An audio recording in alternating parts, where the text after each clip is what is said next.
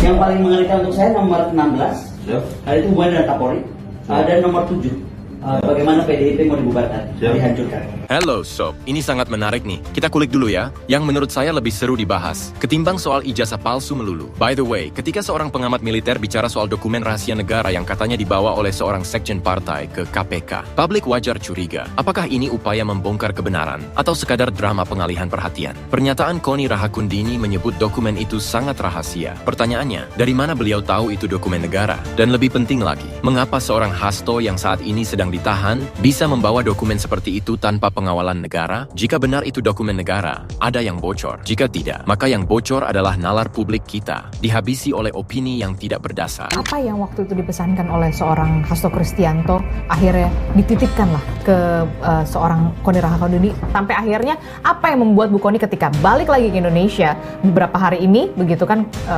akhirnya menitipkan dokumen rahasia itu 37 itu kepada Wasekjen PDI Perjuangan yang saya nggak tahu nih masih bisa tidur nggak tuh?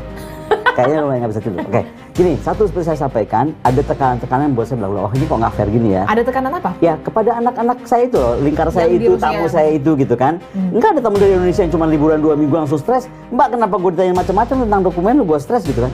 Itu yang aku nggak suka satu. Tapi lebih kepada, ketika saya melihat Mas Hasto ini bukan cuma masalah hukum, tapi adalah politisasi hukum.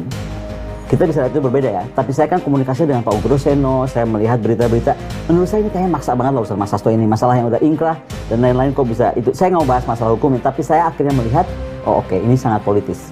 Kasus Mas Hasto ini nggak murni hukum, oke? Lalu saya berpikir dia di mana di penjaranya, ditahannya, di gedung KPK.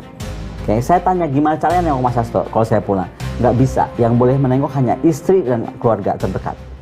Dalam sebuah negara hukum, rahasia negara bukan istilah sembarangan. Digunakan di tempat yang salah, bisa jadi bumerang. Atau mungkin, memang ada yang sengaja melempar isu sambil menanti reaksi massa. Sementara rakyat sibuk bertahan hidup, elit politik malah sibuk bermain kode dan sandi. Bocor, bocoran, membocorkan, atau dibocorkan. Tapi tenang sob, ini Indonesia. Kadang, isu yang paling sensasional pun bisa hilang begitu saja, tertutup oleh trending baru minggu depan. Maka sebelum kita ikut-ikutan sibuk menerka, mari kita pikir simple dan sederhana. Siapa sebenarnya yang paling diuntungkan dari kegaduhan ini? Karena kadang, yang paling rahasia di negeri ini, bukan dokumennya, tapi niatnya.